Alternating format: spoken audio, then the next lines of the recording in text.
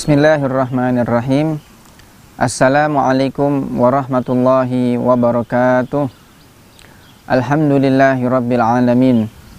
Wassalatu wassalamu ala sayyidil awwalina wal akhirin, imamil muttaqin wa qaidil ghurril muhajjalin, habibina sayyidina wa maulana Muhammadin wa ala alihi wa sahbihi wa man tabi'ahum bi ihsanin ila yaumiddin. Subhanaka la ilma lana illa ma 'allamtana innaka antal alimul hakim. Rabbi shrah li sadri wa yassir li amri wahlul 'uqdatam min lisani yafqahu qawli, amma ba'du. Para pemirsa Al-Bahjah TV, sahabat ragam sunnah nabawi, kaum muslimin dan muslimat yang dimuliakan Allah. Alhamdulillah, pada kesempatan kali ini kembali kita bisa bersama-sama mempelajari dan mengenal tentang sunnah-sunnah Nabi Muhammad SAW yang insya Allah akan kami rangkum dalam program Ragam Sunnah Nabawi. Kami persilakan kepada para sahabat yang ingin bertanya tentang kesunahan-kesunahan Nabi. Assalamualaikum warahmatullahi wabarakatuh. Nama saya Ahmad. Mohon izin untuk bertanya Pak Ustadz, bagaimana kesunahan ketika kita berada di dalam rumah? Terima kasih atas jawabannya Pak Ustadz. Baik, terima kasih kami sampaikan kepada sahabat yang telah menyampaikan pertanyaannya tentang bagaimana kesunahan Nabi saat di dalam rumah. Di episode Ragam Sunnah sebelumnya, kita sudah banyak membahas tentang kesunahan saat masuk dan keluar rumah. Pada episode tersebut kami jelaskan tentang doa ketika masuk rumah, keluar rumah, cara melangkah kakinya, dan seterusnya. Pada kesempatan kali ini kita khusus membahas bagaimana kesunahan adab yang harus kita jaga ketika berada di dalam rumah. Tentunya kita berharap rumah kita adalah surga bagi kita. Baiti jannati, rumahku adalah surgaku. Maka bagaimana agar kita bisa menciptakan surga di dalam rumah kita? Kebahagiaan, kesenangan, keindahan di dalam rumah tidak tergantung dengan mewahnya perabotan rumah. Akan tetapi keindahan tersebut bisa kita hadirkan dalam diri kita sendiri. Maka kita harus memperhatikan, kita harus menjaga apa saja adab-adab yang harus kita perhatikan ketika di dalam rumah. Di antaranya adalah yang pertama, perbaiki hubungan kita dengan Allah Subhanahu wa Ta'ala. Artinya berdamailah kita dengan Allah. Urusan kewajiban kita laksanakan, jangan ditinggalkan, khususnya masalah sholat 5 waktu. Dan kita ajak orang-orang yang ada di rumah, pasangan kita, kemudian anak istri, orang tua, saudara, semua yang ada di dalam rumah, mereka semua harus bisa melaksanakan kewajiban-kewajiban Allah Subhanahu wa Ta'ala. Kemudian juga hidupkan rumah kita dengan zikrullah, dengan membaca Al-Quran, sholawat kepada baginda Nabi besar Muhammad SAW. Menghidupkan rumah dengan zikir, dengan tilawatul Quran, bukan hanya disetel MP3, zikiran, qasidahan, atau tilawah Quran, tapi orang rumahnya, penghuni rumah yang harus menghidupkan dengan lisan mereka, rumah mereka dengan zikrullah. Mungkin ada sebagian orang yang mereka mengira menghidupkan rumah dengan zikir hanya menyetel zikiran lewat MP3 musiknya, tilawah Quran, tapi ternyata mereka dalam rumah ada yang tidak sholat, di dalam rumah ada yang melakukan kemungkaran. Ini bukan menghidupkan rumah dengan zikrullah namanya. Tapi penghuni rumahlah yang harus bisa menghidupkan suasananya menjadi suasana yang penuh dengan kebaikan-kebaikan. Kemudian di antara adab berikutnya juga, agar rumah kita adem, bahagia, penuh dengan keindahan, biasakan penghuni rumah untuk mengamalkan sunnah-sunnah Nabi Muhammad SAW. Dimulai dari anak-anak kita, pasangan kita, hal-hal yang ringan, sunnah-sunnah Nabi yang ringan diamalkan, dipraktekkan. Insya Allah rumahnya menjadi rumah yang penuh dengan keberkahan. Alangkah bahagia sahibul bait, tuan rumah yang bisa menjadikan rumahnya sebagai tempat untuk majelis misalnya, entah mingguan atau bulanan. Disitulah akan turun rahmat dari Allah Subhanahu wa Ta'ala. Para pemirsa Al-Bahjah TV, sahabat ragam sunnah nabawi yang dimuliakan Allah, setelah kita bisa membenahi urusan antara kita dengan Allah Ta'ala, maka selanjutnya kita benahi urusan kita dengan sesama. Artinya secara zahir kita perbaiki urusan kita dengan sesama, dengan anggota keluarga, dengan penghuni rumah, termasuk dengan para tetangga. Ya, dijaga hati kita. Dari sekian banyak akhlakul karimah, adab-adab tata krama kepada sesama, Imam Ghazali merumuskan semuanya kembali kepada dua hal, yaitu kaful adha dan juga ihtimalul adha, yaitu kita mencegah diri kita agar tidak berbuat zalim kepada orang lain, dan juga kita bersabar saat menerima perlakuan jelek dari orang lain. Mungkin banyak orang yang lulus ketika dia bisa menahan dirinya untuk tidak berbuat zalim, berusaha berbuat baik kepada orang lain, membantu orang. Ada anggota keluarga di rumah yang sedang sakit, dia memberikan perhatiannya. Tapi berapa banyak orang yang gagal ketika dia tidak bisa mengontrol dirinya saat ada orang lain yang berbuat zalim kepadanya. Dia emosi, dia marah, sampai membenci dan seterusnya. Maka dari itu, selain kita menjaga hubungan kita dengan Allah, memperbaiki urusan kita dengannya, masalah kewajiban, kesunahan, zikrullah dan lain sebagainya, kita juga harus bisa menata hati kita, jangan sampai kita berbuat zalim kepada sesama. Dan bersabar. Ya, saat kita menerima perlakuan yang tidak baik, kita bersabar supaya apa? Supaya tentunya kita tidak sumpek. Karena kalau kita terus-terusan memendam dendam di dalam hati kita, kebencian di hati kita kepada sesama, sungguh tidak akan indah hari-hari kita ketika di dalam rumah. Sahabat Ragam Sunnah Nabawi, pemirsa Al-Bahjah TV dimanapun anda berada yang dimuliakan Allah Subhanahu wa Ta'ala, itulah beberapa hal yang harus kita jaga saat di dalam rumah. Ya, anak-anak kita biasakan mengaji, jadi kita buat aktivitas rutinan, misalnya mungkin habis maghrib, mungkin selepas subuh, pokoknya ada kebiasaan yang harus dihidupkan ketika di dalam rumah untuk sama-sama tadarus Al-Quran. Ya, walaupun sama-sama belajar, misalnya seorang ayah, seorang ibu nggak bisa, belum lancar baca Al-Quran, minimal mereka semuanya ada keinginan untuk bisa menghidupkan rumahnya mereka dengan tilawatul Quran. Jadi bukan hanya menghidupkan dengan lantunan yang disetel di MP3, tidak, tapi juga mereka sendirilah yang menghidupkan rumahnya dengan zikrullah. Itulah keindahan yang insya Allah akan tercipta di dalam rumah. Ya, muqaddimah insya Allah bahagia nanti di surganya Allah Subhanahu wa Ta'ala. Wallahu a'lam bishawab.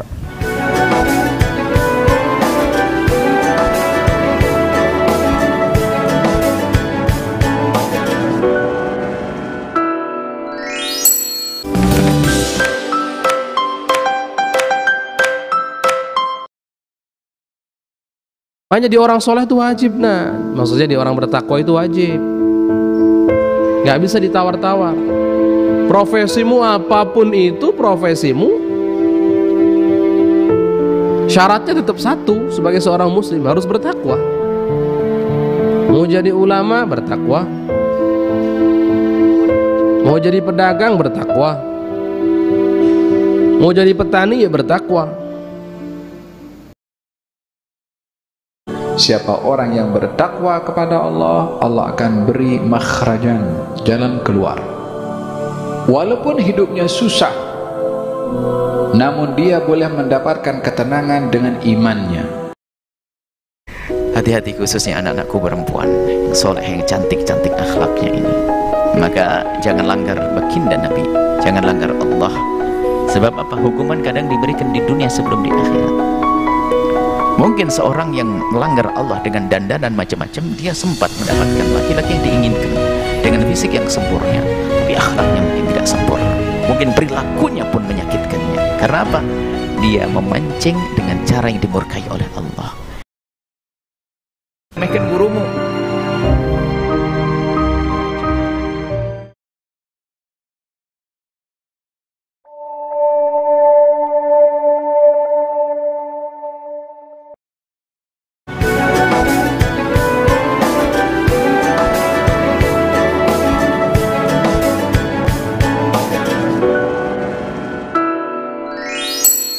Para pemirsa Al-Bahjah TV, sahabat Ragam Sunnah Nabawi, kaum muslimin dan muslimat yang dimuliakan Allah.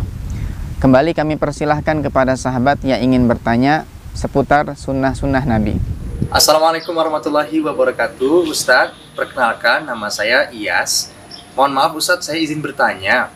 bagaimana sih kesunahan ketika sedang berada di pasar? Terima kasih Ustadz atas jawabannya. Wassalamualaikum warahmatullahi wabarakatuh.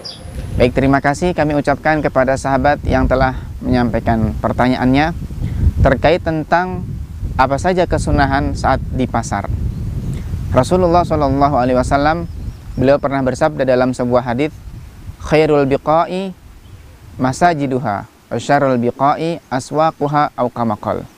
Sebaik-baiknya tempat di muka bumi adalah masjid-masjid dan seburuk-buruknya tempat adalah pasar. Rasulullah SAW gambarkan pasar merupakan seburuk-buruknya tempat. Kenapa? Karena di pasar umumnya di situ ada penipuan, banyak penipuan, kebohongan, ada kalimat-kalimat yang terucap yang haram, kemudian ada campur aduk antara laki-laki dan perempuan yang bukan mahramnya, dan masih banyak hal-hal keburukan yang banyak terjadi di pasar. Akan tapi bukan berarti orang yang hidupnya di pasar, yang berjualan di pasar, dia pasti orang jelek. Tidak. Kekasih Allah, wali Allah, hidup di mana saja tetap mulia, tetap pangkatnya tinggi di sisi Allah Subhanahu wa Ta'ala. Ini artinya kenapa kok Nabi mengatakan syarul biqa aswaquha, seburuk-buruknya tempat adalah pasar, karena banyak kemungkaran terjadi di pasar. Oleh karena itu, dan kita nggak bisa lepas dari pasar. Kita punya hajat pergi ke pasar, beli sesuatu untuk berbelanja. Lalu apa saja yang harus kita jaga? Adab-adabnya, kesunahan-kesunahannya, sehingga kalaupun kita terdesak butuh untuk pergi ke pasar, tetap kita bisa mendapatkan ridho Allah Subhanahu wa Ta'ala. Di antaranya adalah saat kita pergi ke pasar, saat masuk pasar, Rasulullah SAW mengajarkan sebuah doa. Dalam sabdanya beliau mengatakan, man qala fi suqin, barang siapa yang berdoa ketika masuk pasar, la ilaha illallah wahdahu la syarikalah, lahul mulku wa lahul hamdu biyadihil khair, yuhyi wa yumitu wa huwa ala kulli syai'in qadir. Jadi yang mengatakan zikiran tersebut, la ilaha illallah wahdahu la syarikalah, lahul mulku wa lahul hamdu biyadihil khairu, yuhyi wa yumitu wa huwa ala kulli syai'in qadir, mengucapkan kalimat tersebut ketika masuk pasar, kataballahu biha alfi hasanatin, Allah akan mencatat baginya 1.000.000 kebaikan. Wa maha anhu alfi sayiatin, menghapus darinya 1.000.000 keburukan. Dalam riwayat lain, wa bana lahu baitan fil jannati, dan Allah akan membangunkan untuknya rumah di surga. Ini kita amalkan, masuk pasar maka membaca zikir tersebut. Kemudian di antara adab berikutnya ketika masuk pasar, bagi pembeli atau penjual harus bisa menjaga pandangannya. Artinya jangan sampai melihat kepada sesuatu yang haram. Laki-laki menjaga pandangan untuk jangan sampai melihat kepada perempuan yang bukan mahramnya. Nah, ketika kita di pasar, kita nggak mungkin merem, kita nggak mungkin memejamkan mata, karena kita harus jalan, milih barang dan seterusnya. Lalu bagaimana? Nah, baginda Rasul SAW beliau mengajarkan kepada kita, beliau pernah bersabda kepada Sayyidina Ali bin Abi Thalib, ya Ali, la tutsbi'in nazratan nazrata, wahai Ali, jangan engkau sertakan pandanganmu dengan pandangan yang lain. Lakal ula fa inna lakal ula walaysa lakatsani au kama qala. Kamu ketika melihat yang pertama maka tidak dianggap dosa, tapi ketika melihat yang kedua kalinya, kembali melihat yang kedua kalinya, disitulah nanti ada dosa untukmu. Jadi Allah Maha Karim, Allah Ta'ala Maha Pengampun. Ketika kita melihat sesuatu yang haram bukan karena disengaja, maka tidak ditulis sebagai perbuatan dosa. Yang penting jangan dilanjutkan. Artinya begitu kita jatuh pandangan kita kepada sesuatu yang haram, segera kita palingkan kepada pandangan yang lain yang sekiranya tidak haram. Para sahabat Ragam Sunnah Nabawi, pemirsa Al-Bahjah TV dimanapun Anda berada, kemudian adab berikutnya ketika ketika di pasar, ini khusus bagi para penjual. Bagi para penjual yang berdagang, berniaga di pasar, hendaknya mereka untuk bisa senantiasa jujur, tidak berkata dusta dengan ucapannya hanya demi mempromosikan barang dagangannya. Ya, al-bai'ani bil khiyari ma lam yatafarraqa, kata Nabi, kedua orang yang saling transaksi mereka punya hak khiyar selama mereka tidak berpisah. Fa in sadaqa wa bayyana burika lahuma fi bai'ihima. Apabila keduanya mereka jujur dan menjelaskan hakikat barangnya, maka akan diberikan keberkahan kepada mereka. Tapi fa in katama wa kadzaba, apabila keduanya berdusta dan menyembunyikan aib, maka muhiqat lahuma al-barakah, akan dihapus bagi keduanya keberkahan. Suatu ketika Nabi SAW beliau pernah masuk ke dalam pasar. Beliau melihat seorang pedagang yang berjualan buah-buahan dengan tumpukan keranjang yang berisi buah. Lalu Nabi memasukkan tangan mulia beliau ke dalam tumpukan buah. Ternyata di situ ada buahan yang hampir busuk, basah. Nabi berkata kepada si pedagang, "Kenapa kamu tidak taruh di atas? Kenapa basahan ini?" kata Nabi. Kata si penjual, "Ya Rasulullah, ini terkena air hujan." Kata Nabi, "Kenapa kamu nggak taruh di atas ini barang dagangan? Man ghasyana falaysa minna." Barang siapa yang berdusta maka bukan dari golongan kami. Jadi kita tiru bagaimana cara berdagang baginda Nabi SAW, yaitu dengan kejujuran. Ya, kisahnya Nabi ketika sebelum diangkat menjadi Rasul, beliau diamanati barang dagangan Sayyidah Khadijah bersama budak beliau, budak laki-laki beliau, Maisarah, ketika berdagang di kota Syam. Berkat kejujuran baginda Nabi ternyata mendatangkan keuntungan yang sangat banyak. Memang demikian faktanya, ya, para orang-orang sukses mereka mengatakan bahwasanya kunci keberhasilan meraih keuntungan besar adalah di kejujuran. Karena jika si pedagang sudah bisa berkata jujur, maka insya Allah pelanggan pasti tertarik, akan percaya. Dan kalau pelanggan sudah percaya, maka si pelanggan akan kembali berbelanja kepadanya. Sudah percaya kembali nanti berbelanja lagi. Nah, ini kunci keberhasilan di dalam berdagang adalah kejujuran. Kemudian berikutnya para sahabat ragam sunnah nabawi, kesunahan khusus bagi keduanya, bagi pedagang ataupun pembeli, yaitu ketika saling tawar-menawar harga tidak usah saling otot-ototan. Artinya salinglah mereka ini memaafkan. Toleransinya harus lebih lagi. Dalam sabdanya Rasulullah SAW, beliau mengatakan, "Rahimallahu imra'an samhan idza ba'a samhan idza ishtara." Allah Ta'ala merahmati seseorang yang dia ketika membeli dia toleransi, artinya dia tidak menyulitkan si pedagang. Allah juga merahmati si pedagang yang dia tidak menyulitkan pembeli ketika membeli.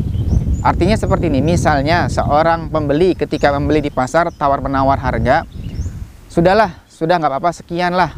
Jadi si pembeli merelakan. Si pembeli merelakan dengan harga yang sudah ditentukan oleh si penjual. Ini namanya samhan idza ishtara.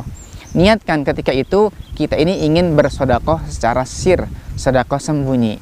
Dan sodakoh sir kata Nabi adalah sodakoh sirri tudfi'u ghadabar rabb. Sodakoh sir bisa memadamkan amarahnya Allah Subhanahu wa Ta'ala. Jadi sodakoh sir ini sodakoh rahasia yang tidak diketahui bahkan oleh orang yang kita berikan. Jadi pembeli ketika tawar-menawar harga, lalu dia merelakan, ya sudahlah sekian, nggak apa-apa. Niat sodakoh sir ada nilai pahala. Karena si penjual nggak tahu, ya kan, dikiranya ini bukan sodakoh, tapi niatnya si pembeli ketika itu adalah ingin bersedekah kepada si penjual tadi. Begitupun si penjual ketika tawar-menawar harga, sudahlah merelakan sesuai dengan harga yang telah diminta oleh si pembeli. Niat juga untuk sodakoh sir. Ini namanya saling merelakan di dalam tawar-menawar harga. Jika keduanya bisa melakukan hal demikian, maka mendapatkan doa dari Nabi. Rahimallahu imra'an samhan idza ba'a samhan idza ishtara. Allah merahmati seseorang yang saling merelakan masalah harganya, baik ketika menjual ataupun ketika membeli. Baik, nah kalau sudah selesai urusan kita di pasar, segera kita pulang. Jangan berlama-lama di pasar, karena pasar merupakan sejelek-jeleknya tempat. Kalau nggak ada hajat, nggak ada perlunya kita untuk berlama-lama di pasar. Baik pasar tradisional ataupun pasar modern. Jadi jangan dikira pasar hanya sebatas pasar tradisional yang di situ jualan sayur, rempah-rempah dan sebagainya. Pasar-pasar termasuk mal juga termasuk adalah pasar. Maka nggak ada perlunya anak muda khususnya kaum remaja, ikhwan wa akhwat, nggak ada perlunya untuk berlama-lama menghabiskan waktu di pasar, karena pasar merupakan seburuk-buruknya tempat sebagaimana yang dikatakan oleh Nabi Muhammad SAW. Wallahu a'lam bishawab.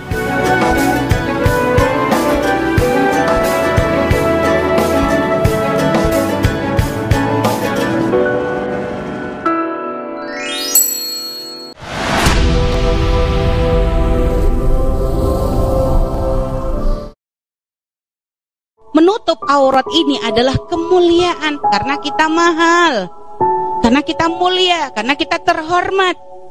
Jadi ini harus ada kebanggaan kita, karena subhanallah kita dispesialkan, kita dibedakan dengan wanita-wanita yang lain dengan ciri khas yang ada pada diri kita, dengan pakaian kita. Jadi kerudung ini bukan hanya sekedar model, bukan hanya sekedar gaya. Soalnya kalau pakai kerudung pipi saya tirus, bukan untuk itu. Bagaimana jika ibu mertua saya melarang saya meminta nafkah kepada suami saya, dan juga melarang saya menceritakan masalah apapun kepada suami? Suami saya pun menyuruh saya untuk mencari nafkah sendiri. Kalau saya tidak bisa mencari nafkah sendiri, suami saya akan menceraikan saya. Kalau Anda sudah benar sebagai seorang istri yang tamkinnya sempurna, maksud menyerahkan kepada suami, setelah itu kok suami nggak memberi nafkah, ya ini yang saya bikin bingung. Ya ini aneh. Jadi kayak nikahnya binatang itu nggak wajib ngasih nafkah, ini gimana ini? Dan banyak pertanyaan semacam ini, suami Anda ini suami seperti apa kalau kayak gitu? Tanggung jawab dong. Naudzubillah ini. Loh, kalau mencari ilmu nggak ada keberkahan, ayo percuma dong. Ya? Percuma. Kita pengen barokah, belajarnya manfaat. Ya. Li'annaha, sesungguhnya kitab itu alatun fitahsilil ilmi, itu alat untuk dapat ilmu. Makanya masih ingat, ala la tanalul ilma illa bisittatin. Orang kalau punya hati bersih namanya salamatus sudur, hatinya selamat, hatinya bersih, maka dengan siapapun dia, yang ada adalah prasangka baik.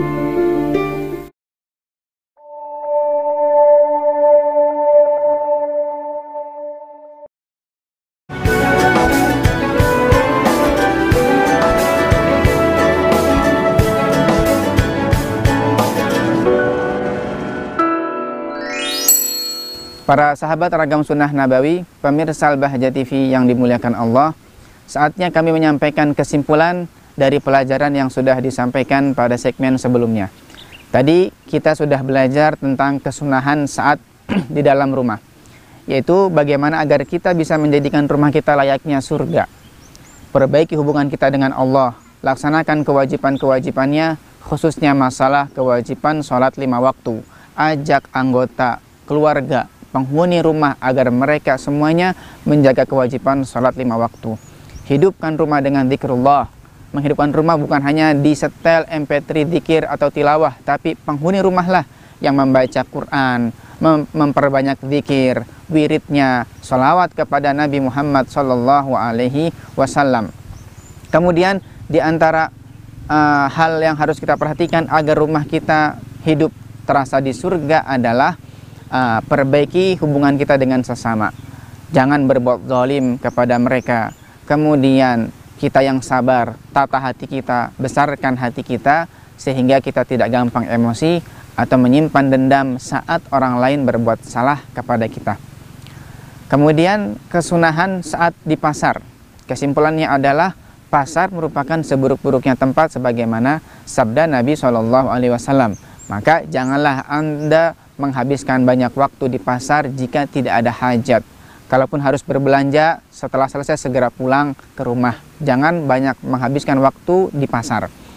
Saat masuk pasar jangan lupa membaca doa tadi, doa yang sudah kami sampaikan sebagaimana yang diriwayatkan dari Nabi Muhammad SAW. Bagi pembeli atau penjual hendaknya bisa menjaga pandangan, tidak sampai melihat kepada hal yang diharamkan. Kemudian bagi pedagang hendaklah jujur di dalam ucapannya, di dalam timbangannya, jangan mengurangi timbangan. Ingat firman Allah dalam Al-Quran, wailul lil mutaffifin, celakalah bagi orang-orang yang mengurangi timbangan, yang curang di dalam timbangannya. Kalau jujur di dalam perdagangannya, maka insya Allah Allah berikan keberkahan. Jadi yang dicari bukan hanya keuntungan dari sisi materi, tapi nilai keberkahannya. Sesuatu yang banyak tapi tidak ada nilai keberkahan, maka tidak akan bawa kebahagiaan. Tapi sesuatu yang sedikit, kalau nilai keberkahannya besar, insya Allah sedikit itulah yang menghantarkan kita kepada kebahagiaan dunia dan akhirat. Kemudian ada berikutnya saat di pasar adalah saling merelakan urusan harga. Jadi samhan idza ba'a samhan idza ishtara, supaya mendapatkan doanya Nabi. Nabi merahmati seorang pedagang yang merelakan ketika ditawar oleh pembeli. Seorang pembeli juga dapat rahmat dari Allah ketika merelakan harganya saat tidak diterima oleh si penjual. Mudah-mudahan Allah berikan keberkahan kepada kita semuanya. Allah jadikan rumah kita rumah surga, rumah yang menghantarkan kebahagiaan, muqaddimah bahagia sampai nanti di surganya Allah Ta'ala. Dan mudah-mudahan Allah mudahkan segala urusan kita, Allah mudahkan urusan rezeki kita dengan rezeki yang halal dan penuh barakah. Allah jaga kita semuanya dari sebab keharaman, dari segala sebab kemaksiatan. Amin ya rabbal alamin. Kami ajak kepada para sahabat semuanya untuk terus mengikuti program Ragam Sunnah Nabawi, agar kita bisa terus belajar dan semakin dekat dengan baginda Nabi Muhammad SAW, dengan harapan mudah-mudahan kita kelak dikumpulkan bersama beliau di surganya Allah Subhanahu wa Ta'ala. Amin ya rabbal alamin. Sekian dari kami. Mohon maaf atas segala kekurangan. Hadani Allah wa iyyakum wal afu minkum. Assalamualaikum warahmatullahi wabarakatuh.